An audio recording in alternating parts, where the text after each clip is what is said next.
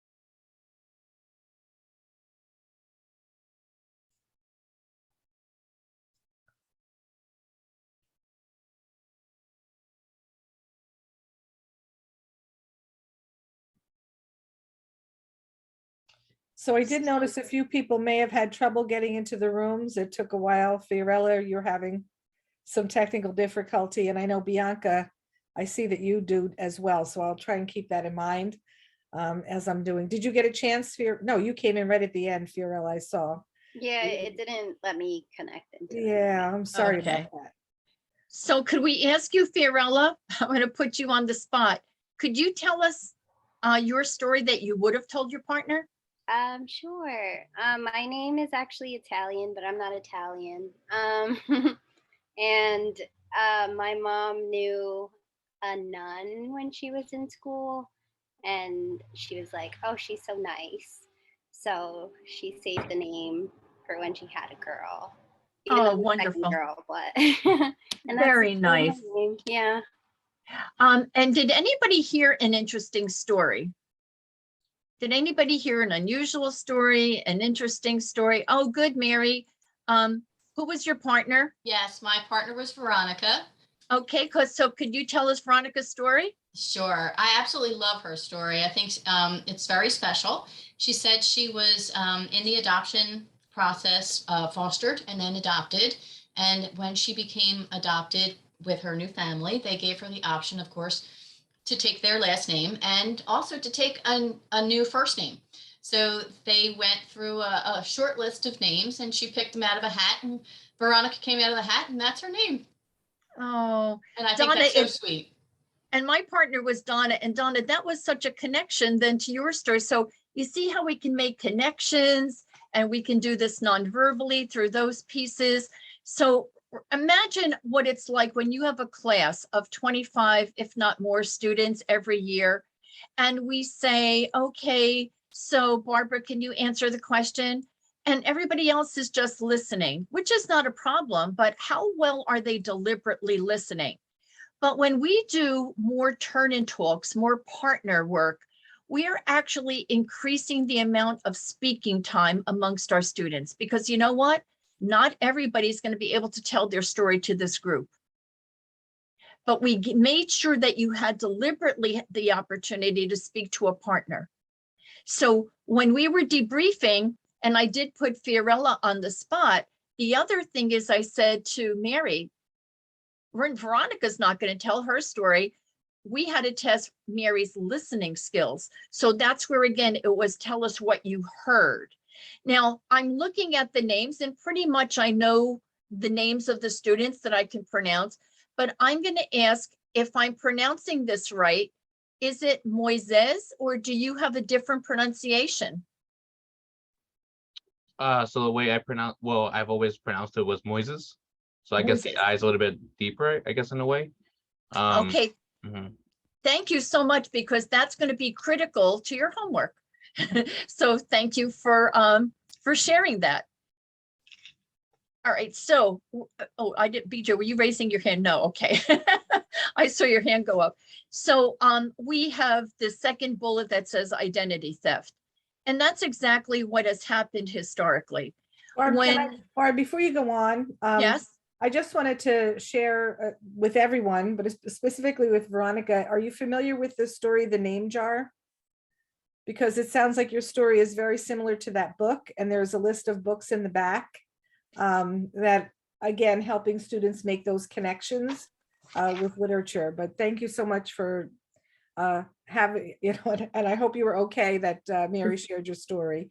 So, yes, BJ. Actually, I read that to my students. I teach a lot of children who come from Korea or China, and it was really interesting this year that we read that story and they were able to share their Korean name or their Chinese name. And then we did an activity where they got to show us how it looks in Chinese. And it was really interesting. We also read My Name is a Song. I have read this one, Teach Us Your Name. And we actually take the time to have the students go back home, tell us how they got their names. And if they don't know what their name means, we look it up, or I'll ask the parents, can you share the meaning of your child's name? And then we display it all year round. And it's been really fun for the children to discover what their names mean. And they go around. I had one student whose name was like King. That's what it meant. And he went all year around, he went around talking about how his name meant king, and he was a king. He was really proud of that. So an activity that goes with your name is, what is it called? The name of the book about the jar. It was to create like stamps to go with the name. So I'm hoping I can do that this year, incorporate that activity with my students. I think that'll be fun. that'll be wonderful. And because you're a kindergarten teacher, and I see other kindergarten teachers, we had a teacher who had taken this day one session with us, and she went back to her class and really looked at her roster. And she said, what was interesting is that she had this one girl, Isabel. And whenever she would call on Isabel, Isabel's face didn't have that smile. She was very cooperative and she participated. But when the teacher went back and she said, oh my gosh, I have been calling her Isabel and her name is Isabella. And she goes, by leaving out that she goes, the next day I went in and I said, good morning, Isabella. She goes, this child just lit up. It would be like seeing neon signs, a blast. She goes, it really made me step back and say, did I steal her identity? Because Isabel was certainly not Isabella, and it made all the difference. So when we take, if our jaws, our chin, and our tongue can't make the sounds and produce them because we can't hear them, and we give the student another name, we are losing that opportunity to, one, know our student, and number two, to build a relationship. Because building a relationship starts with knowing your name. So in my group, when my pairing, I talked about the fact that in the Catholic calendar, we used to name after a saint on my mother's due date. And so I would have been Anthony if I had been a boy. But other religions have different naming practices. So I am going to call on Lois, because in this case, I would like her to explain, and I don't mean to make you an expert, but I know you know this. Could you explain to us the practice of naming in your faith? Well, I mean, in Judaism, there are different ways of looking how to name a child, but the one that my family follows, we honor people who have passed on when a new child is born. When our granddaughter Joanna was born, she was given the name Joanna May. That's after my son-in-law's father, Joseph, who passed away a few years ago. And her middle name, May, is for my mother, Marcia. So we took the J and the M and used that for my grandson, Marshall. His name is Marshall Jackson. So the Marshall is for my father, Martin, and Jackson is for my son-in-law's grandmother, Judy. And within the Jewish faith, they may also take on a Hebrew name, correct? Correct. So when you know the practices, and when you don't know the practice, it would be to go to somebody who knows and be able to ask them questions. Because we did some work with a woman, and she said, the day I was born, my father saw the most beautiful sunrise. And that's what my name translates to in my country. And she is from Africa. But because of British rules, she was also given an English name. So when she moved here to the United States, that's the name she would go by amongst her colleagues. And Carrie, I see your hand up. Yeah, hi. I apologize if somebody already mentioned this. I was having some glitches in my. Don't apologize. It happens to me all the time. I guess this would be. I don't know if this would not be necessarily a first day of school activity, but anyway, and it would probably be for older elementary or middle school. But The House on Mango Street by Sandra Cisneros. Yes. Poem My Name. I just love that poem. And it's not necessarily getting to know you. It's I'm sure you're familiar with it. It's more like what does her name mean? Means. That might be a later lesson in the year, but I love that poem. We agree with you. The House on Mango Street is one of the books referenced in the back slide that I've been collecting those names of different books on naming practices. We can tell you that, I guess it was about a year ago in September, and BJ's going to tell this about an encounter we had in a school district. And as it turned out, it just didn't happen in one school district. FNU? Yeah, I know. Before I go there, Barb, I do want to just reiterate how important this is to say a child's name correctly, and how Barb mentioned that it really is about building the relationship. We did have a teacher who participated in this activity, and in his head, he didn't say it out loud. He was like, oh my goodness, I did that identity theft. I changed a child's name because I couldn't pronounce it. But what he did was, during the school year, he went back to his classroom. He asked the student to help him pronounce her name correctly. And at first she said, oh, it's not important, don't worry about it. And he's like, it is important now, I need to know.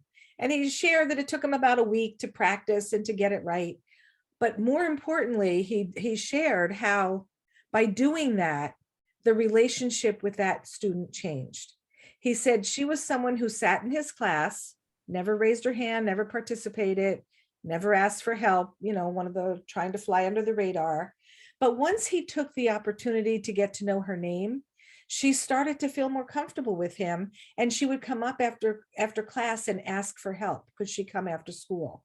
And he said it was really incredible to him that just by doing that little extra, how do I say your name correctly, the relationship changed. And so that's why that was so powerful, to just show something as simple as that, right?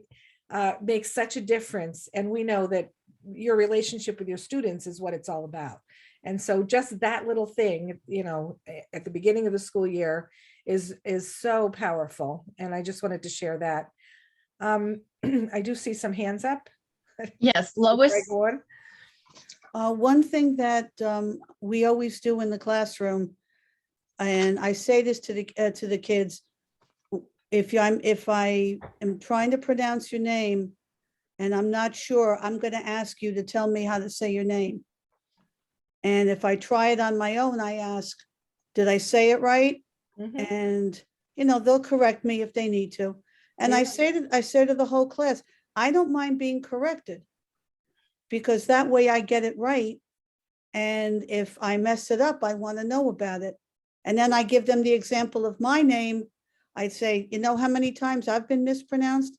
And I tell them my first name, and they look at me, and I said, think Lois Griffin, Family Guy, because they're not going to know Superman. And so I say to them, I've been pronounced Louis, Louise. So I give them a personal example, but I always ask them, how do you pronounce it? So I don't, you know, I don't want to insult them. They were Right. given a name specifically for a reason. Right. Correct. So I want to show respect for that. Absolutely. And Carrie, is your hand still up from the last time, or a new statement or question?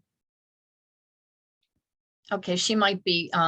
So the other thing is, if you look at this book called Teach Us Your Name, notice what maybe you do, what the author did for her name, as well as for the illustrator, spelling it phonetically, thinking about how it sounds. Now, my maiden name was Rajkowski. I can tell you the kids couldn't do it. And so in English, it would be pronounced Rykowski. So I would tell them, think about a cow eating rye bread on a pair of skis, Rykowski. Do you know they never got it wrong? My name was never Miss R. And so just thinking about how that sometimes helps a student. So a lot of teachers have been using this book, Teach Us Your Name, and using it along with Flipgrid, so that the students get an opportunity to practice it and saying it into a microphone. Another initiative, depending upon your grade, you may want to look at My Name, My Identity, which was done by Education Week and so many other organizations. NABE is the National Association for Bilingual Education. So to get some ideas of, but we've already shared some here, of what you can do regarding getting to know your students, and maybe specifically asking them, so what do you want me to call you? Do you want me to call you BJ or Elizabeth or Betty Jane, depending upon, you know, her cadre of her circle. So anything else, BJ, you want to add at this point? No, I don't think, because these are districts, I mean, about the High FNU. sensitivity, yeah. And so from there, we're going to ask you to do a chat waterfall. Let me explain a chat waterfall. We're going to ask you in a few minutes to write what it is you see in this optical illusion. Just one thing, or maybe two. And as you put it into the chat, do not hit enter until I tell you. The reason being is if you did it and hit enter, everybody's just going to copy what the first person says. Then our think time is going to disappear. But by allowing you to think, write it into the chat, and we don't care about your spelling or grammar on stuff, you know, you can't draw it, but you can use another language. When I count to a certain number and you hit enter, then the waterfall is all the different cascades of answers. You see the difference? All right, so let's do that. It's an optical illusion. You can see perhaps maybe one or more things. You're going to put that in the chat, but do not hit enter until I tell you. And so, because many of you have seen this, what we'd like you to do right now is hit enter. Oh my gosh, I love it. I love it. I love all the different variety of answers. I'm going to start with two faces looking at each other, but somebody also said a candle holder or a vase or vase.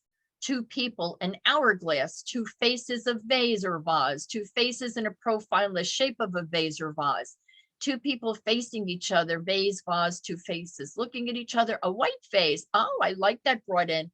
Two people, a plant stand, a column, a vase, vase, to, okay, I'm looking for something different, a decorative, perhaps something like a candle, and a trophy. So if we look first at the human piece of it, you're right. It's two people, two faces looking at each other. But if I'm the art teacher and I decided in my lanyard today, I want my students to know the word profile, I'm going to put profile here because it's a higher level term. But I can recast down and go profile are the two faces, two people looking at each other. But maybe I say, I want to put on the other side the word silhouette. And I can say silhouette is a profile like faces, but go back to profile and go back to silhouette. You see how the recasting and staying with that technical term, kids are going to learn two faces everywhere. But when it comes to me as an art teacher, I want them to make sure they own those words silhouette and profile. So you just learned the chat waterfall in the event you ever have to go back on technology platforms. But at the same time, we want to say that we're starting with a visual, which is so, oh, Janelle, you are so good. The tier 2 words, you know, the tier 2 words is because sometimes that word faces will also travel from subject to subject. And so we want to take into account the work of Isabel Beck, and we'll be talking about her work on day 4 on the 3 tiers, TIERS, even though some people may cry and have TEARS. So we can say, and the reason I said, Christine, whites, because some people have actually said, I see white space, I see black space, I see positive, negative space, and we automatically can tell what content they're coming from, but you use that descriptor, which is great. And this is what we're anchoring our workshop is. You may see one perspective, perhaps you're not seeing the other perspective of your students. Perhaps you need to have a conversation and collaborate with the ESL teacher or with the colleague as to perhaps why something is not taking place in your room. So perspectives, remember, is not a wrong answer. You all had great answers. And if we were to do this face-to-face, we would have actually said, turn to a partner. And maybe right away, some of you didn't see the other perspective and you had to explain it to them. So this is what we anchor our workshop in, this visual. So remember, we said to use visuals, and even more than using visuals, but to start with a visual. Because again, our students are not understanding a lot of what you're saying, but if they see a picture, they can make a connection to that. So it is to start with a visual. This is our visual. And again, as Barb said, we're hoping that you see both perspectives by the end of the 4 days. And if not, how many of you did see both of these pictures? You saw faces and you saw vase, right? So many of you saw both perspectives right away. That's what we're hoping at the end of the 4 days. You see your perspective as a content teacher, and you also see your emerging bilinguals perspective as they're trying to, grapple with your content. And this is our visual that represents that. So we want to just take a moment to reflect on the things that we've talked about already. What are some of those effective strategies? So first and foremost, it's setting that safe environment for language acquisition. Really recognizing, anticipating these students feel intimidated, they're scared. They need to feel safe in your classroom to be able to practice this language, this new language. Highlighting those key vocabulary words, and today we really focused on the polysemous words, the multiple meaning words, and recasting your vocabulary. And as Barb said, many of you probably already do that without even thinking about it, but now being very deliberate and making sure that students have an understanding of your key vocabulary. We'll talk more at a later date about a language objective, but to start to think about what could a language objective look like that's connected to your content. We want to really stress the think, pair, share. How many of you use a think, pair, share, turn and talk in your classroom? So I see a lot of hands go up. So this is a typical strategy that I think probably all teachers use now. What we want to stress, this is a critical strategy when you have emerging bilinguals in your class, because as we've said, they don't want to raise their hand in the full group, but they will be more apt to talk and practice this new language with a partner. So the more opportunities they're given to talk to a partner, the better it is in the second language acquisition process. And the research is students need 90 minutes of paired activities per week. That's 18 minutes a day in order to have these paired activities, and they get to practice this new language, because it is about language acquisition and we have to be able to use the language in order to acquire it. So it's not just listening, because how many of you had kids when you say turn and talk, and what does your emerging bilingual do? He turns and listens, right? It doesn't turn and talk. He'll turn and listen, but he won't talk. And so what supports do we give the students? So not only do they listen to their partner, but they also practice this new language, because that's how we're going to help them acquire the new language. It can't just happen when the child is with an ESL teacher or the ESL teacher is in the room. We want this process to be going on all day long in every single class that this child is in. So when you're doing think, pair, share, typical strategy, critical strategy when you have emerging bilinguals. You want to build as many of these opportunities as you can. So I know we have some comments. Yeah, well, first, Lois, you have your hand up. What does it mean to recast vocabulary? Okay, so when I said, for example, earlier, polysemous, I started with a technical term. I brought it down to say multiple meaning. And then I went back to polysemous. So in the activity with perspectives, if somebody said silhouette and people didn't know, and I anticipated that, I could say, oh, the faces, two people looking at each other, go back to silhouette. I can do that with profile. Profile would be the side angle of somebody's face, go back. So that is a term that, has been used.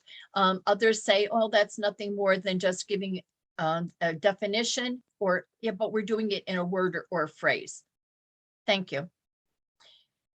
And the last part there is to start with a visual. So, when everyone went home in the pandemic, and, the Department of Ed had those lessons on TV, so I took advantage of that. I thought, oh, let me see, how are people doing the lessons? And if I could make one suggestion to almost every teacher whose lesson was presented, it would be to start with a visual. A lot of the teachers started their lesson talking. And if I'm an emerging bilingual and I'm looking at that and I'm not understanding anything that you're saying, I'm not getting engaged.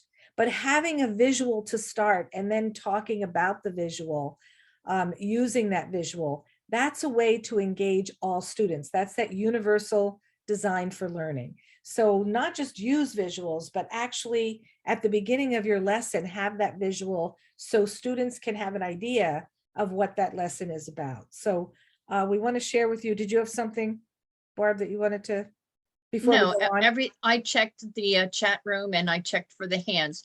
So as I mentioned earlier in the chat, I wrote down, if you're on Twitter, please follow @Valentina ESL.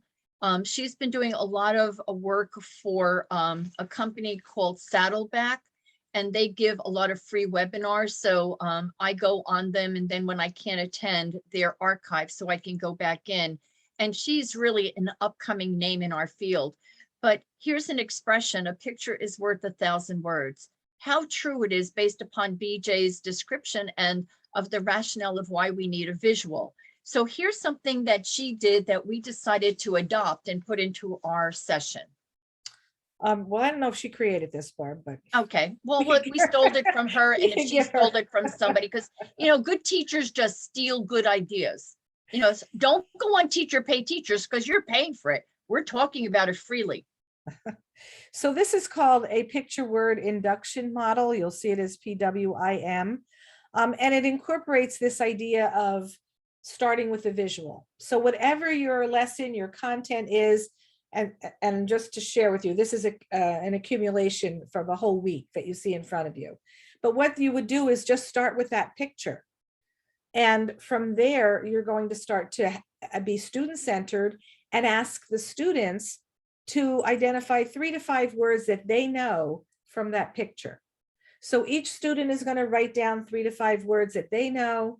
Then you're going to pair them and ask them to combine their list with the partner. So now they'll hopefully add more words to their list.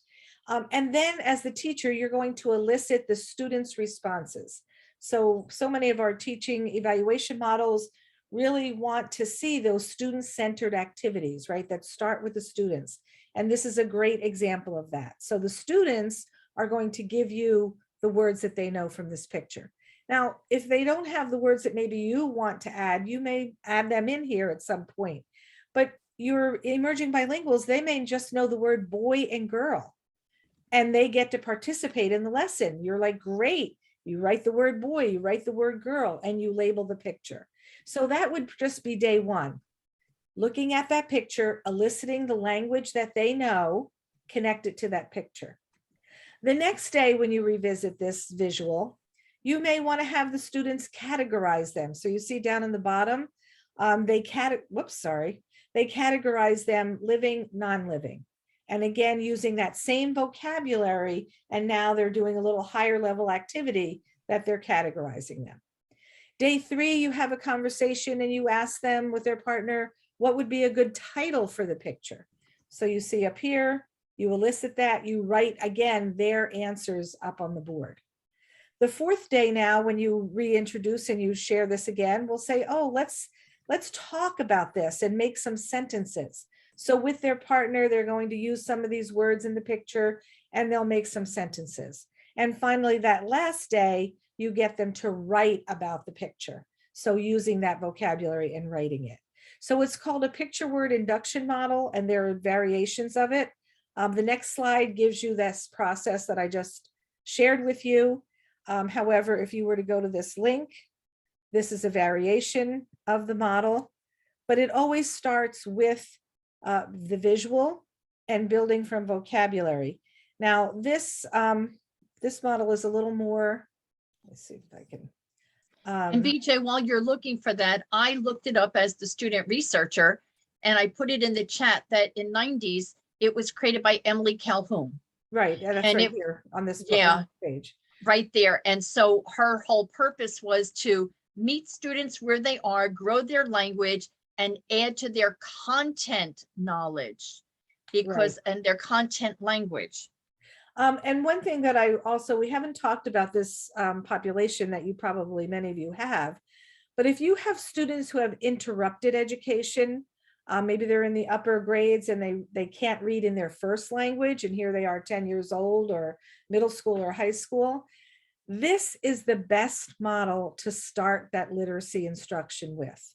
Because again, you're using the language that the students know, and you start to get them to understand how print is connected to speech with the visual, and you start to build their literacy from that way. So this is a great way to build vocabulary, and especially content vocabulary, but it also is what I have found in my experience, the best approach for the students who have, we call them SIFE or SLIFE, students with interrupted formal education. Starting this way with language and literacy is really the best approach. You're starting, as Barb just said, with where they are. What language do they have? And once you start to build that whole literacy, now you can go back and do some of the phonemic awareness, the phonics, those types of things. But I have just found this to be an excellent model, especially with those students who have low literacy in their first language. So you see in this one, they actually label the nouns first in the visual. Then they'll go back and they'll label some verbs connected to the nouns. Then they'll have students expand on that using the same noun and verb in order to build their vocabulary. So There's several ways to use it, but the key thing is you're starting with a visual. And that's really what we want to say. Start with a visual, build the language, build the literacy from that visual that's connected to your content, right? So it's not in isolation. These are visuals that are connected to whatever the content is that you're teaching. So I'm also going to put in the chat that there is a program called VTS, Visual Thinking Strategies. If you put it in your search engine, it will come up, and the same types of questions that we ask in literature come off of specific pictures. So again, you can use this not just to build literacy in literacy, it's to build literacy in all subjects. And we're going to actually apply it to a math situation. So if you would, right now, just looking at this math problem, jot down just 2 to 3 words. We won't have time to go through it directly, but we want to just give you an example. So if you could write down just 2 to 3 words that you could pull out from this math example.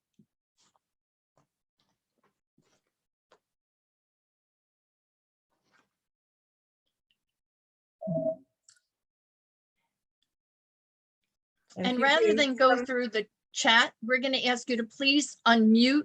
No, Barb, I'm pairing them, Barb. Oh, you're pairing them. Okay, sorry, Karen. Yeah, so we're going to ask, I'm going to pair you back up with your partner.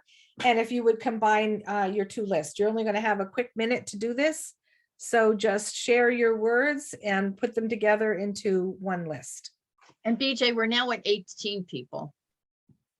I think it was Violetta who left, was 19. Okay.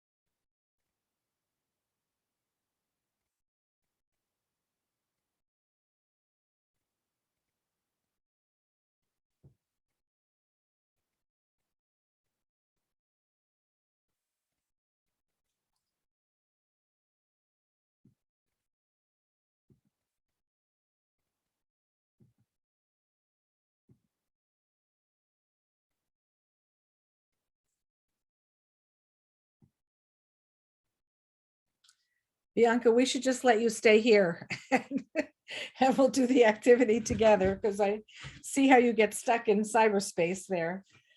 So, just quickly, this is a variation of the think, pair, share, because what we did was we asked you to write down your answer first and then had you share it with a partner, right, and combine your list. So we'll talk more about that, but I just wanted to highlight this strategy as a think, write, pair, share. So go ahead, Barb.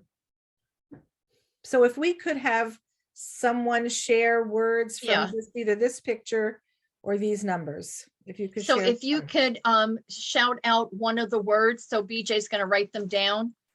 I know that Karen had put it, she said part and whole. And if anybody could unmute and tell us what you said or what you heard. So I'll be the first to start. That my partner, Donna, said numerator and denominator. Fraction. Fraction, love it. Addition. Addition. Donna, could, okay. Circles. Circles. Concrete. Concrete. Donna, what did Barbara say?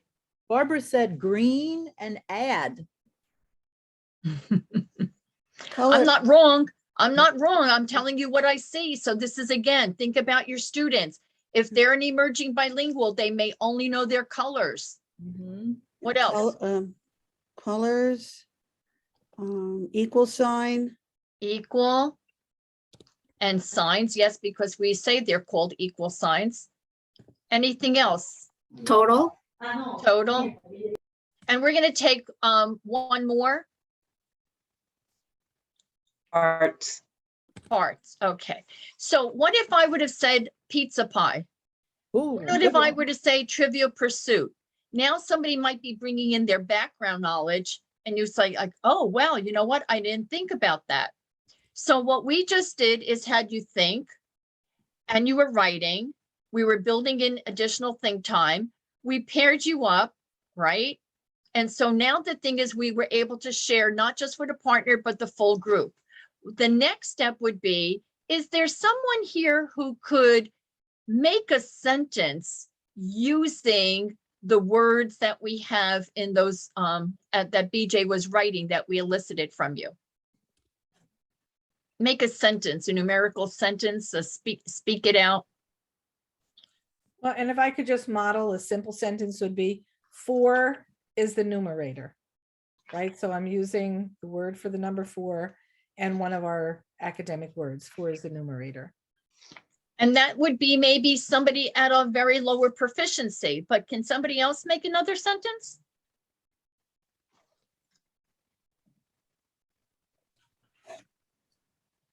You can add the fractions to equal sign an improper fraction or mixed number.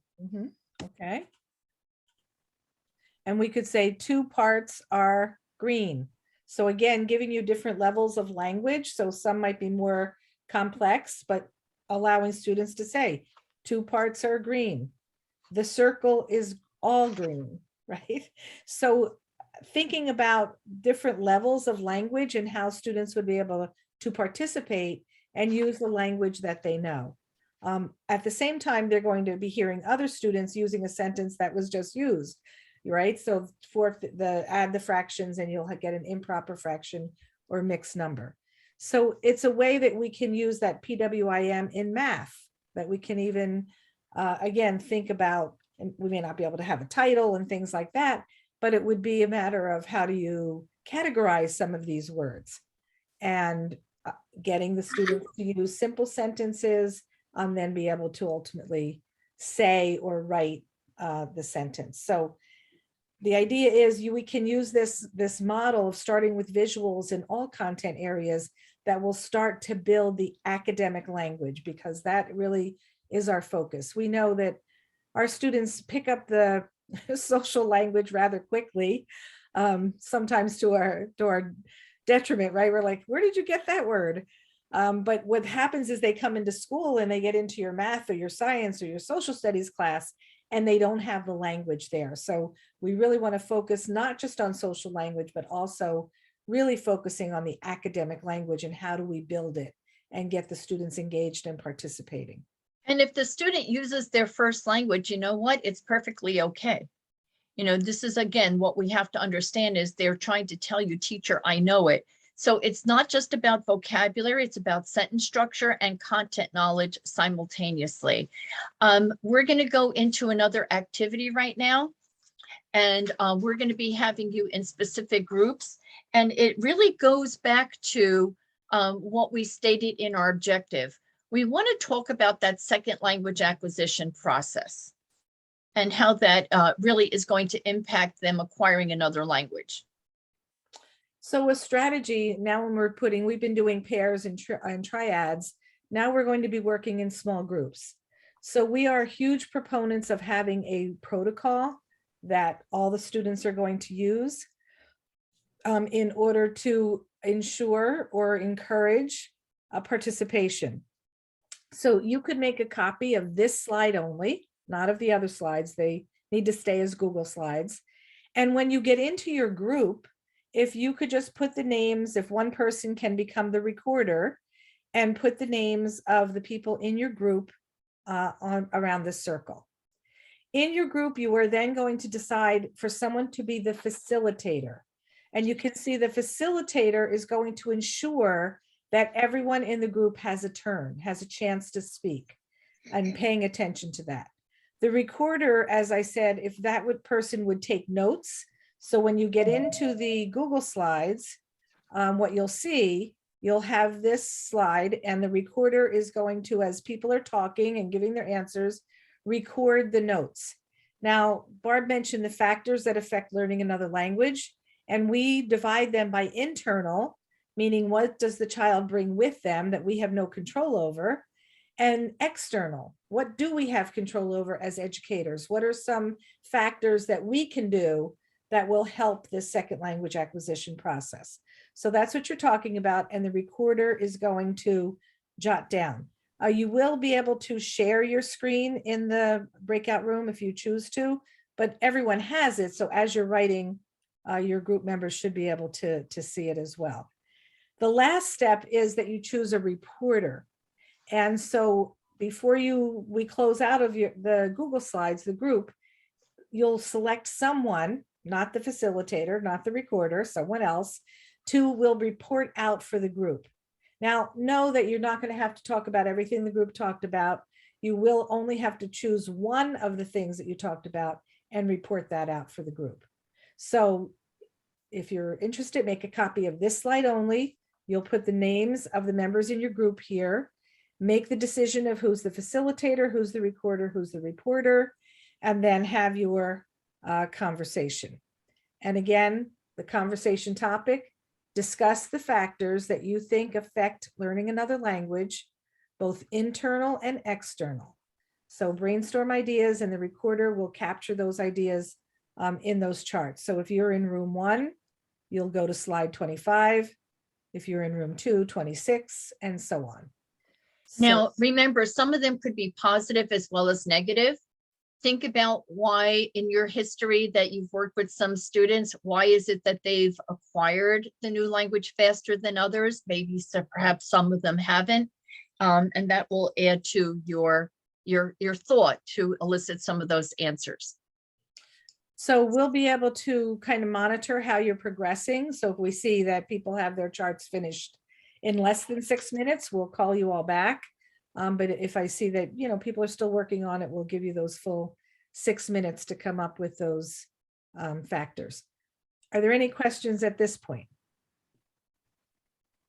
And I'll jump into the different rooms just to, if you do have questions, so that I can answer any questions and help you, and Barb will be in a room. So hopefully we'll be able to get to everyone if there are any issues. So here we go.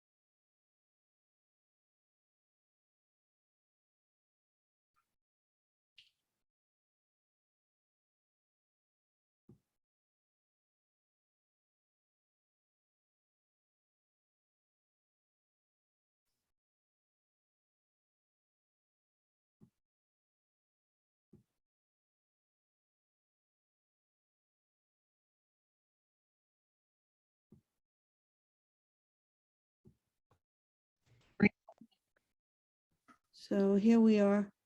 Okay, factors that impact second language acquisition. I think part of it, what the child brings is how much support they're going to get from home, what practice they're going to get, you know, how much parental support will be reinforcing what they learn in school. Mhm. And I also think that child's personality takes a big part of it.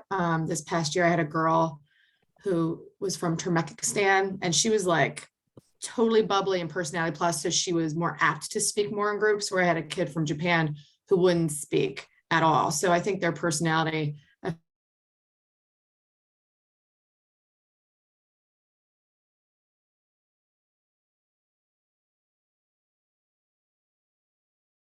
Okay. So welcome back, everybody, I think. Okay. So we're at 19. So thank you everyone for coming back. And I was in room 1 as the facilitator, and we did have a recorder, but we do have Veronica who offered to be the speaker. So she's going to tell us one of the items that was stated in our room. All right, so one of the things that we spoke about in determining how well students do is their L1 and how well they're proficient in their native language. And if they know a lot of their native language, right, they're very proficient in speaking it and listening to it, understanding it, then when it comes to learning their second language, it's a lot easier. There's an easier transfer. However, for the students who struggle with limited vocabulary in their L1, their native language, it becomes extremely difficult and harder for them to acquire new vocabulary in their L2. Thank you for representing room 1. Let's go to room 2. Something other than what Veronica stated, whoever the spokesperson is. That was Hi. Sabrina. Oh, did you want me to go for it? Oh, who was speaking? Fiorella, you were speaking? Yeah. Okay, please, I'm sorry. Oh, no, that's okay. I guess one thing, I brought this up for external, kind of like asking the students' culture and their pride in where they come from, just because sometimes I feel, so like depending on what culture, they might be either kind of taken aback or kind of,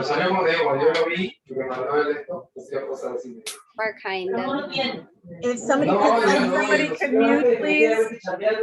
please unmute, please mute yourself. Thank you. oh, sorry.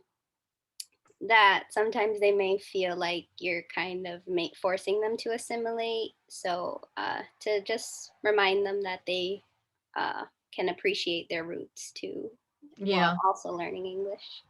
right. See, that's the thing about living in 2 worlds. We have to remember and respect everything that they bring with him or her to the new setting. And it's going to be a great way to have that culturally responsive classroom so others can learn about it and highlight it. If we can go to room 3 now. Okay, there Whoever was some confusion about the room, so is this Oh. room 3? Those of you who are in room 3, is this your slide? Yes, that is room 3. Okay, thank you, Donna. Okay, there we And go. this- Sorry. And Karen, I guess you're the speaker. I am the spokesperson. Thank you. Thank you. In terms of internal factors, we really talked about the individual students' confidence level, their willingness to take risks, and kind of their personality affecting. And in terms of, you have to go back so I can read my slide. Sorry. That's okay. I don't remember. So that was kind of the internal, and external was kind of the parents, their level of proficiency with the new language. Is there any being spoken at home? That can definitely affect learners. Absolutely. And we're going to now go to room 4. So I think this is room 4, correct? Okay. Yes. So in room 4, we talked about a lot of like lack of background knowledge, how if you're talking about like a museum or a zoo, like there's a chance that some of these students haven't visited one of those, and which could like explain the lack of like connection, as well as vocabulary and like the culture at home. And some of the external things were, like we mentioned earlier, recasting. So explaining what something is, and then like in simpler words, and then going back to the original word, as well as educators like perspective towards English learners. Some like being aware that they like some things you might need to adjust a little bit to help them learn, things like that, as well as modeling and making sure that they really understand. Thank you so much. You know, when we think about that word culture for a minute, we have to remember that students are coming from cultures whereby, number one, when we were doing about questioning, they would never question a teacher. In their culture, they are depositories of information. Teachers lecture at them. They don't participate. They don't do turn-in talks. They don't do small groups. They have no idea what that is. Now, many of you at that kindergarten, if they've not been to any type of preschool, you're starting also with a clean slate because they wouldn't have that exposure either. So the American school is extremely different from any other place that they've been. And even if they were to, let's take, for example, Franklin, if they were to go from one elementary school to another, there might be things that are similar, but each teacher has his or her own protocol that they operate under. So let's just keep in mind that language and culture can never be separated. And those are two things that we really have to be clear. BJ, that was only 4 rooms, right? We didn't do 5? Okay. So as you saw that as you were giving answers, BJ was doing 5. Here's oh, room there 5. is a room 5. Okay. Hi. So yeah. You want me to Tara? do 5? Yes, please. Our group had technical difficulty, but I typed in some things we were talking about, and I feel just motivation, like why the student, if the student is motivated to want to learn or they're being forced to learn, was really an important something I've experienced that, you know, I feel is really critical, and they all come in with a different motivation level. And we can tell you, if you have the answer to motivation, you'll be making a fortune. But we don't have that answer. There is no magic formula, because whatever is going to be the motivation factor for one is probably very different from some other student. And we can tell you that, you know, on the outside, it looks like somebody perhaps is not motivated, but do we really know what's happening internally? And this would be true of any student. During the pandemic, even some of our gifted students looked unmotivated because things that were happening at home. So when BJ was writing in, she was actually connecting to your answers to the work of the author of the 6 guiding principles, and that's Deborah Short. And what she did is she re-looked at the factors. As BJ said, we've done them with internal and external, we've done positive and negative, but she said, what's essential, what would be beneficial, and what would just be an additional factor. So that's what BJ was doing in terms of highlighting. So I was highlighting your answers, and obviously your answers are connected to the research about these factors. But again, as Barb mentioned, that TESOL actually looked at, well, what are some essential factors that really impact second language acquisition, either internal. So the ones that are just in plain print are internal. And if they're in italics, these are external, what we can do. So you see the first 2 that have already been mentioned, what students bring with them, their first language development. So as I think it was Veronica who said, the stronger their first language it is, the better, the easier it is to transfer into English. Absolutely true. And then Tara mentioned motivation. When students are highly motivated, so you have your highly motivated students who have strong first language development, they acquire this new language much faster than other students. So it's always important, and when we're talking before about the MTSS and RTI model, these are factors that when you're in those meetings, you want to ask those questions. Well, what is their first language development? How is their motivation? Did they want to come here, or were they forced to come here? These are things that will help you in determining what are some barriers there, and maybe how can we try to start to lift them. The last three on this column, though, are what we can do as educators. So that affective piece where students feel safe, they feel a part of the community, they're encouraged to take those risks. I love it that you use those words, because it is taking risks to learn this new language. That's a key essential factor in acquiring this language. And we as teachers can set that environment. The comprehensible input. This is, again, what we do as educators. I saw on your list, some of you said modeling, visuals, using simpler sentences. How do we make our instruction comprehensible? So that's that high quality instruction with lots of supports and scaffolds for students so they can participate.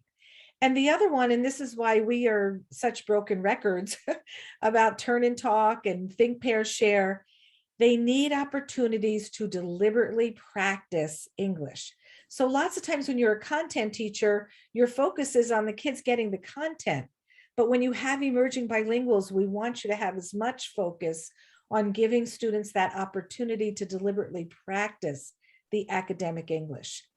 Some ways to do that, you partner them with English speakers or with students who are at higher proficiency levels.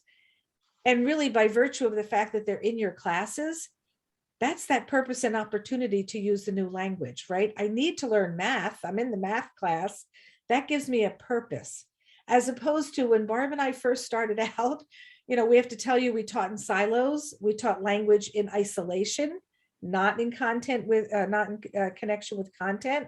So we would do a lot of drill and kill, a lot of grammar exercises. That wasn't really a great purpose for using the new language. But if I'm using the new language to learn math, to learn science, to learn social studies, it makes it much more meaningful than learning that language in isolation. So these are, again, essential. We also mentioned beneficial. Some of you already talked about that. The background experiences, their cultural knowledge, what they bring with them, and then what we can introduce them with. The integrative motivation is those students who come in with low motivation or reluctant learners, and again, for a variety of reasons, looking at their background, you know, were they refugees? Were they students who walked here? That impacts motivation. How can we motivate those students? So there is another researcher in our field, Larry Ferlazzo, who talks about 4 ways. Now, he said it to do distance learning. I think it applies across the board. Having students be able to have a control, a degree of control. So giving choice. When we have the activities that are student-centered, where you're eliciting the language from the students, that gives a sense of autonomy. They're contributing to the lesson.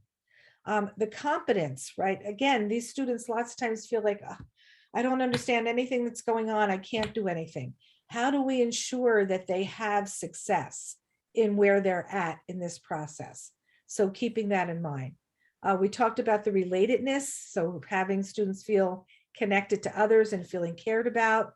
And then how relevant is it to their lives? How can we make sure that we have lessons that we can know what their background experiences are, so that it is interesting and valuable to them, that they're sharing something that they know, or that it's something that they're interested in learning. So these are ways with that whole piece of motivation when kids don't intrinsically have it because it's such an essential factor. How can we develop it, right? So knowing what their interests are and how do we get them to move in that direction. Personality and confidence was mentioned as well. One of the things in my group is that I'm so glad it was mentioned is that the messages we give to family members is speak to the child, read to the child in the language that the parent and the family are most comfortable. When people give the message, speak English or read English, one of the researchers in our field actually said that his conversations at dinner time were very talkative, very informative. And then when the teacher said speak English, they didn't speak at all. They spoke no language because the parents didn't know how to speak English. And so there was a lost opportunity. So I really feel that that is critical. And because of my own personal story, my mother was a non-reader in 2 languages, in English and Polish. My mother told me stories. That's why storytelling is such an important aspect of my life. And as an elementary principal, it was one thing that we did as a school is we made students, they told stories because they have experiences in something that they can tell a story about. At morning meeting, it could have been about what they did on the weekend, but that was the onset of making sure that that continued. Relatedness of the L1 and L2, we have actually several sites for you that we will give you, is what are the similarities between their first and second language? And so BJ just put this slide up from the Rhode Island Teachers of English Language Learners. So because the majority of you have Spanish speakers, in Spanish, maybe perhaps we need to know what sounds are the same, which sounds are going to be difficult. Which sounds, when the student says, oh, my name is Estefany. Well, that's because you have to understand that in Spanish, that S sound, that E is always put there because if it's an S followed by a consonant, they put an E there. Or maybe the fact that I put a number in front of the noun, 6 pencils. But if I say 6 pencils red, don't send me off to special ed. It's really because of the fact that adjectives of color go after the noun. So this is understanding the language and getting to know the student. Knowing the student is, what do I know about their language? Where might be some of the contrastive analysis that I need to be aware of? Now, the second site that we're going to give you is also critical because the Rhode Island one that we just did has 50 different ones. But you want to may also look at a secondary site, and it says where the transfers occur. And because we saw some of you that had Indian languages, maybe you want to look up a specific Indian language to say which sounds are going to transfer. Now, BJ taught some classes at Rutgers, and some things we know is that they don't have plural markers. And so a plural marker, you look at it and go, that's why when I'm going to pick something up, I sometimes hear, oh, that will cost you $5, not $5. They're already telling you it's plural, but 5. They don't need to be redundant and add an S. In Polish and in Spanish, we don't have an apostrophe. Therefore, how do you show possession? How do you make contraction? It's not to say we can't do it, but we need to pay attention to the fact that it doesn't exist.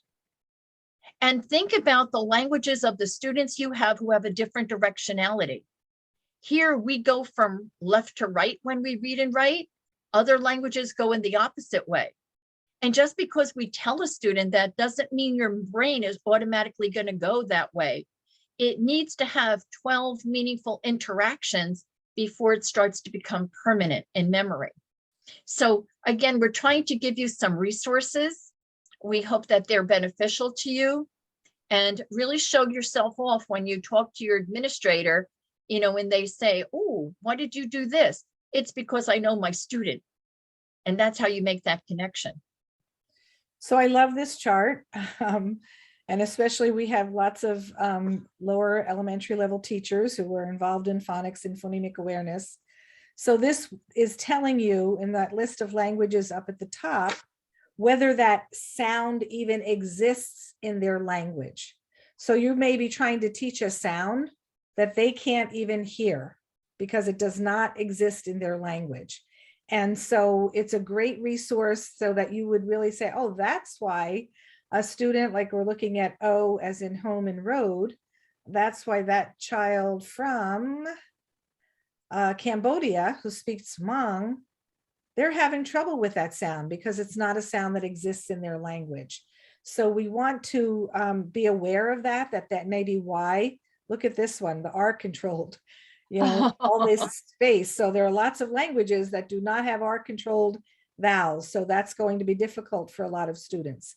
So this is a great resource, I think, that really helps you figure out whether the students have the sound in their language. And so it's going to be easier to transfer over, or whether it's something that you may need to take some additional time. They may need additional exposure to that sound in order to understand it.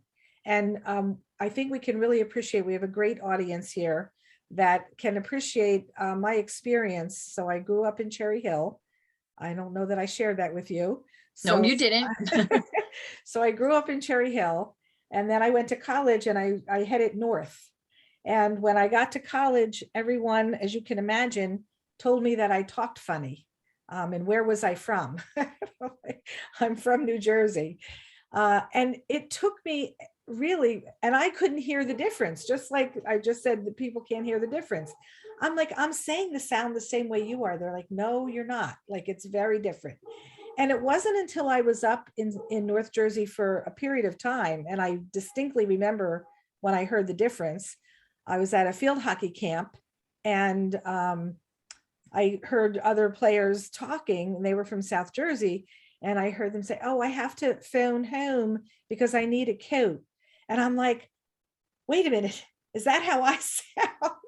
And everyone's like, yes, we've been trying to tell you that that's your accent. That's what you say. And I could not hear the difference. And that served me so well as an ESL teacher, because I could really identify with students don't hear that discrimination, right? Initially from other countries, because those sounds, that doesn't exist. And so being aware of that and having resources where you can check, oh, wait, they have this sound in their language when we talk about special ed and red flags.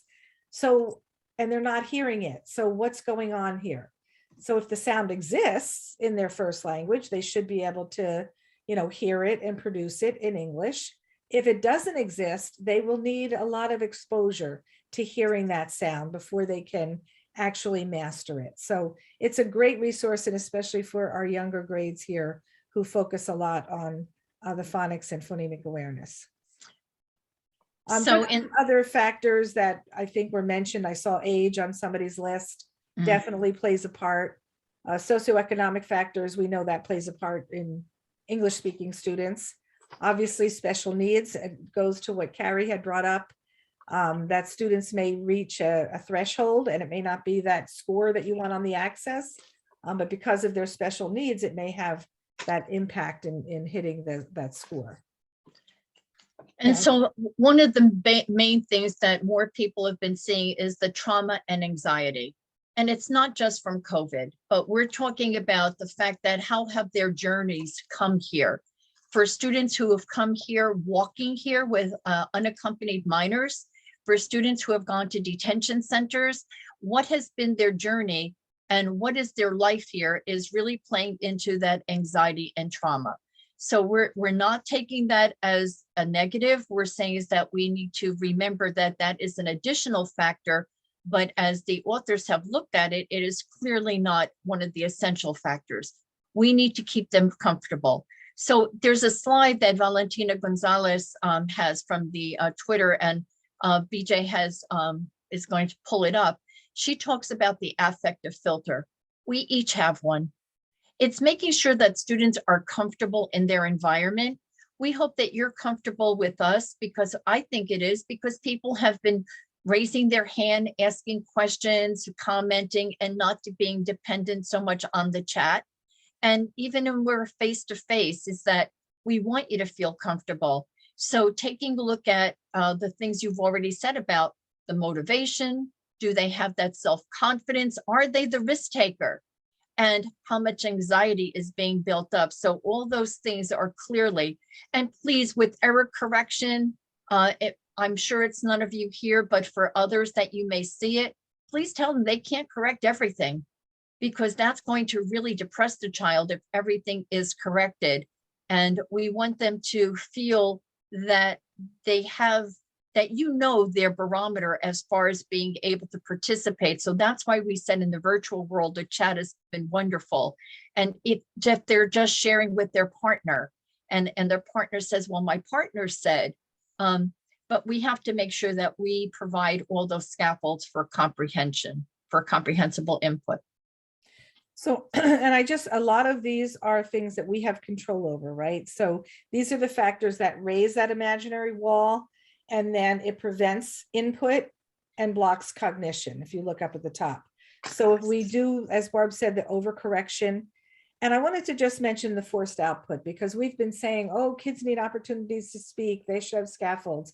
But we also know when students first arrive, it's quite overwhelming, and they are really scared to speak, and you don't want to force them if they're at that level. And that's why that suggestion, instead of doing a think pair share with those children who have just arrived, who may be experiencing culture shock and the trauma that Barb mentioned, we encourage you to put them into triads. So this way they don't have to speak and they can just listen to their classmates. So there's that period of time when, and I'm sure as teachers, you get to sense when they're feeling more comfortable and when you can have that expectation of output. So you don't want to put that additional pressure on them of forcing them to talk when you know, oh my God, they can't handle that right now. But put them into triads. And this way they're getting to hear in another safe environment their classmates speak. So, and if you can, if it's possible, to have someone who speaks their first language in that group so they can ask questions, they can participate, they feel a little more comfortable if they do have someone who speaks their language that can help them out. So in the chat, I wrote down it's Sidelitz is my #1 go-to for webinars and Saddleback is my second. So they're free and they are archived on many topics related to emerging bilinguals. We want to talk now about having a profile of a student. You know, in this day and age of technology, we can create these online, but it's knowing what their gaps are in their education. You know, what has been their journey here. Perhaps, you know, we look to see where the natural disasters, but where the conflicts are. So are you getting students from the Ukraine coming to your schools in the coming year? What is their assessment in their first language? If BJ and I had any power whatsoever, we would mandate this, because this is, again, going back to our conversation with special education, is we need to know what the student can do in their first language. They don't come as blank slates, but if we can find out that they can read in their first language, that is so helpful. And it doesn't have to be a formalized test. It could be writing to a picture prompt. And even if you can't read it, you can see how much they're putting down. Because you're at kindergarten, perhaps you may want to have conversations with parents about the developmental stages in their life, their milestones. When a student moves from one district to another, mobility is a factor that we need to consider, because let's say they came from a district that was English ESL only, and then they moved to a district that had bilingual, and then they moved to a district that only offered ESL through the phys ed teacher. Different types of programs exist when they are moving from district to district, and we can't help that mobility. It's a matter of survival in many cases. We are required, we are mandated by law to assess them in English. And so therefore, we're looking at the achievement in both languages as a helpful strategy. The family dynamics. Some of your personal stories were just so powerful that I overheard, and I'm not going to share them, but you know, we really have to think about who they're here with.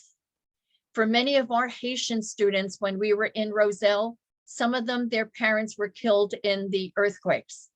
Some of them, you know, we had a family from Syria, we were told that the father lost one of their children, and he, instead of having 5, which he kept saying, he only had 4, but it works the flip. What if they're parents and then they're here with somebody called a family member that they don't know? We need to think about medical. You know, when was the last time that they've had an eye test? When was the last time they had hearing tests?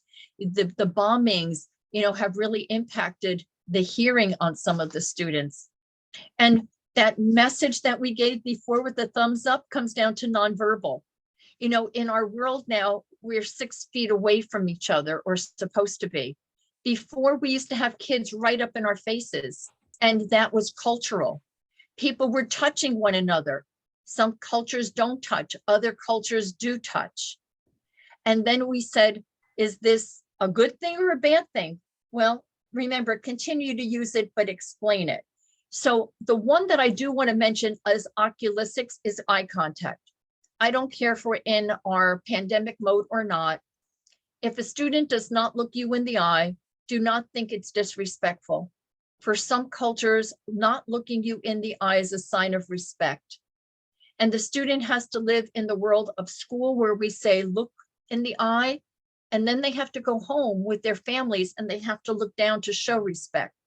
Please explain that to the parent as well. So there are so many of those we can talk about, but we just don't have the luxury of the time to go through all of them. So this is another resource for you on cultures. So before we talked about language and contrastive analysis, this is a resource where you have to click on the link at the bottom, and then it makes all of those links in here live. And so you could go to a cultural atlas and look up a country, and it gives you some ideas. So I did see Bengali. So if we look up Bangladesh, it gives you the greetings, the religion, the family, naming, as we were talking about, etiquette. So there's lots of information here because you can't possibly know especially the two, Cherry Hill had 72 languages, I think, and Franklin Township had 65. It's impossible to know everything. So when the students are in your classes, what resource can you go to that would be able to help you out and give you some background information? So this is one of those places to go.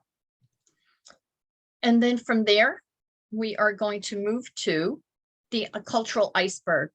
We know that the things we see at the top of the iceberg in our field are what we call the products. We can see what somebody's wearing, what foods they're eating, what holidays they're celebrating, the music they listen to, and even some table manners.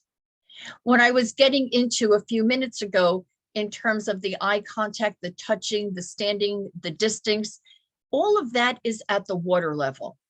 Those are their practices. But we'd like you to concentrate right now is on perspectives. Remember brought in when we said, oh, two faces or the vase or the vase? We want you to think about that perspective now of underneath the iceberg.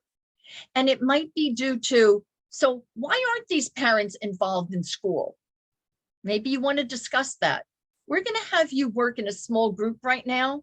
Just very quickly pick one of them and say, ooh, might there be a different perspective on any one of these? Now, I'm going to give an example of time. I grew up in a very Puerto Rican Cuban neighborhood. And when they used to invite me to parties, Barbara is very punctual. As a matter of fact, I get there early. So when they told me the party started at 9, guess what? I was there at 8:45, and I was all by myself until around 10 o'clock when other people would show up. You're smiling, Veronica, because I know we were talking about my Puerto Rican friends. You are one amongst them now. And I was like, so where is everybody? They go, Barbara, you're definitely American. In the Puerto Rican culture, the party begins at 9. It really means it begins at 10.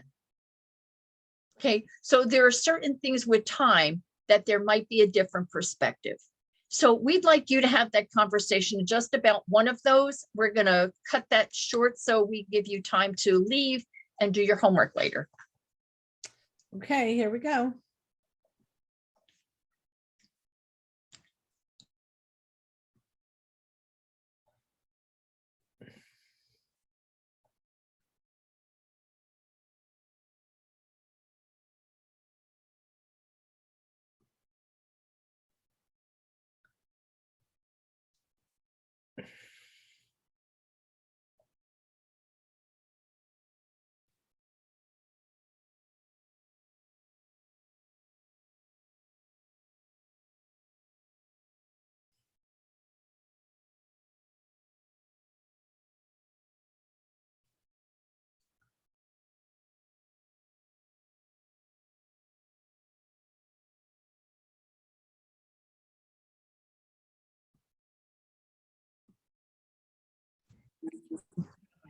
Hi, BJ.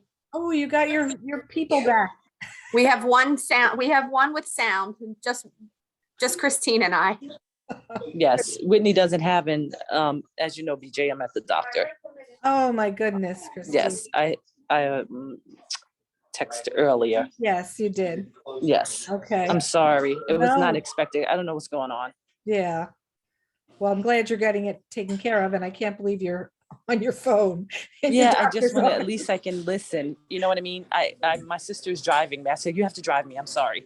Oh, It is what it is. Oh, my goodness. Well, When I was any, looking at the list, one area that like stands out to me is discipline. I mean, last year, my L's were from 13 different countries. wow. Not all of them were, like, some of them were exited, but I still had kids that came from 13 different countries in my class. And, you know, we used to talk about, like, just one of the things we talked about in our class one time was chores.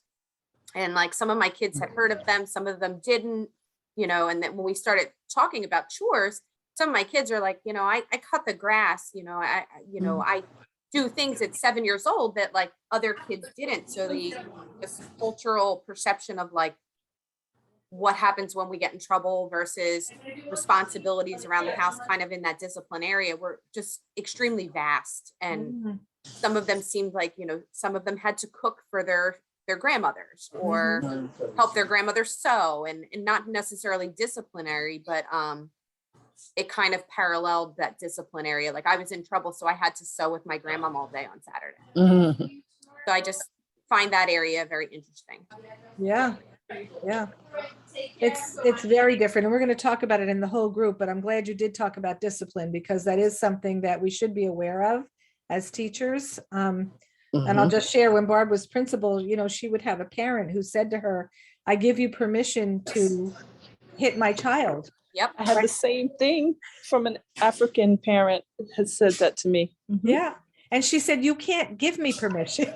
Yeah. Like, you know, it's not allowed here in this country. And yes, that's an important conversation to have with parents, right? Because for them, that's acceptable. That's a part of their cultural disciplinary practices. And we have to really have those frank conversations with parents to let them know that in this culture, it's not acceptable. And to the point that if I, as a teacher, see a mark on your child, by law, I have to call an agency. They need to know that, because that happened to me, and the parents were so upset that this stranger was knocking on their door and asking them how they discipline their child. They feel like, you know, that's my domain. You can't ask me that. Right? Really a fine line. Yeah, really. I'm so glad you brought that up, because that is a big one that I think we all have to be aware of, how it differs across cultures. And I had a kid tell me he gets locked in his closet. Like, I mean, or they make him stand outside in the cold for 10 minutes. And, you know, and like I talked to the parents and they were like, oh, we didn't, you know, I didn't know you weren't allowed to do this. Thank you for sharing that with me. You know? They, you know, and it's exactly. like, you want to tell them that ahead of time so that you don't have those situations, right? Right, because more often for some of them, it's not really something that's like they were coming here and like breaking some kind of law. That it just, in my country, we do this, you know, and once they know that that's not okay, you know, they're typically educated enough to know, okay, I know now that I can't do this. Exactly. Thank you. Well, I'm gonna close all the rooms. We ran out of time. But I'm so glad you picked that one. yeah, that's a good one. Good job, Tara. Glad you could be here still. Wendy, can you speak now? You have no. No, she can't. All right. You've been doing gestures.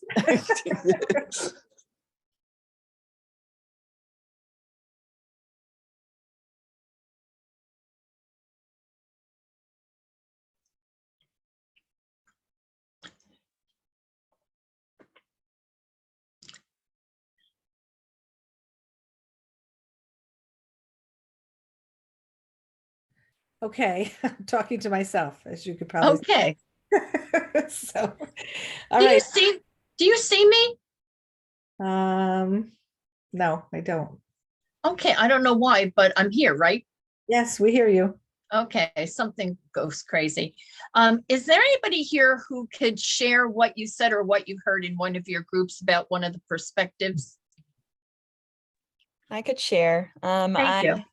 I had a student who, I mean, I guess to like a teacher, this might be concerning initially without knowing like some background, but he wasn't eating at lunch. And I was like, oh my gosh, like, you know, we have to eat our food and, you know, I want you to be like, you know, ready and all this stuff. But he was Muslim and it had been Ramadan. So he was fasting. Yeah. became aware of that, I was like, okay, this is like, clearly a cultural practice, and the following year I was more aware of that, and I was. Yeah, and Sabrina, you make me think that would be an example where there should be a systemic response and not just on you as a teacher, right? So I know there are schools, what they'll actually put a room aside for kids so they don't have to go to the cafeteria, right? When they're fasting, that they could go to another room. So it's not like so evident that they're not eating. Again, that systemic response to these differences or students' needs. So thinking again at that big picture, not just the lower picture, the smaller picture. Do we have any, I'm going to tell you, BJ, that in our room, it was mentioned that we had a teacher who was given permission by family members to hit the child. And it happened to me as a principal as well. And, I told the parent, you can't even put it in a contract in writing. We just don't do that here. But that's, again, from a different perspective that in their countries. And I know somebody mentioned they went to a parochial school. I also attended parochial school. The nuns were allowed to hit us. And if I did something wrong that the parents hit us, whether I did or not, the parents hit us again when we got home. You just didn't question the nuns. That was back in the day, Barb. Yeah. So just real quickly, did anyone talk about parental involvement in education and how that changes across cultures? So as teachers, lots of times we sometimes, when we see parents who are not coming, they're not participating the way we expect in our American culture, we may make judgments, and again, being aware of cultural differences that in many other cultures, they would never think of coming to school, questioning teachers. School is our domain. They trust us. And they're just not going to do some of the things that we expect our American parents to do. And so again, having those conversations, like with discipline, we have to have these open conversations with parents to let them know what are the expectations, how they differ from their own culture. And the last one that we always like to talk about is special education. So again, when we have students who we think may have special needs, this is not universal. So in other countries, there isn't such a thing as special education. And so students just get retained year after year after year, or they just stay home and they get home, they don't even go to school. So, and then there's also the perception that special education means profoundly developmentally disabled. That's the only definition of special ed. So thinking and realizing that across cultures, it's very different perspectives of special education. So when we have a child that we think may have special needs, we have to really first talk about and educate parents about the United States and what we do and how we do it, so that parents start to get a new frame of reference, because their frame of reference obviously is connected to their culture and their background. So, we could go through all of them, but those are 2 or 3 that I think are so prominent that it's helpful to be aware of those different perspectives across cultures. So you can read what Whitney wrote in her chat, because again, we don't want to prolong this, but we're going to be stopping at this point. And we want to tell you what it is in the next 15 minutes that our workshop really does go on for 15 minutes, but we want to give you time for homework. And so one of the things is that the protocol in sheltered instruction is to say, did we meet our objectives for today? And we can clearly tell you we have not. We will continue where we left off tomorrow. And we will ask you to think about our 3 words. So we did talk about second language acquisition. We did not get to the next 2, which we will do tomorrow. And I only introduced you to my 1 word, polysemous. In the sheltered instruction model, that's what you would do, is review that at the end of the lesson. Homework tonight, we'd like you to brush your teeth with your non-dominant hand. So if you're right-handed, you're going to brush your teeth with your left hand, and vice versa, and report back to us what that's like for you. If you have access to a lesson plan that you have delivered last year, please bring it with you so we can do some application and reflection. But the other piece is what's going to take a few minutes, like 12 minutes and 24 seconds, is that we'd like you to watch this video. And it took place in California at a time when bilingual education was eliminated. And so you're going to watch the video, you're going to view it, and you are then going to think about one question that you would like to ask about either the main character. So where's Moises? Okay, so it's either about our main character, a family member, his teacher, his classmates, the principal, or the director. And if you need some support, we gave you some question stems that you could look at. And we would like you to use the Padlet and post your question on the Padlet. Don't worry about your grammar or spelling. We're more concerned about what question you have. And so BJ's modeling for you that you would go and click on the plus sign, you write your question there, and will remain, and it will be anonymous. So that's the homework assignment.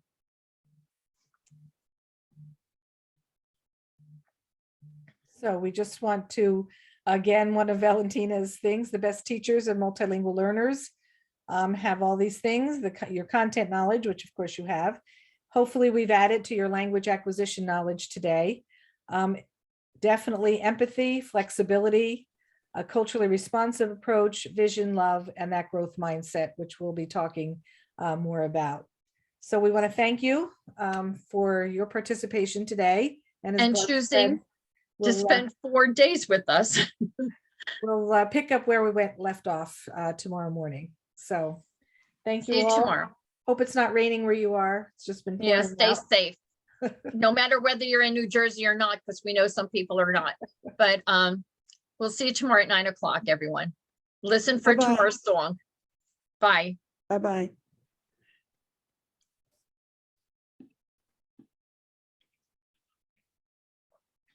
Yeah, so I don't know what happened with my picture.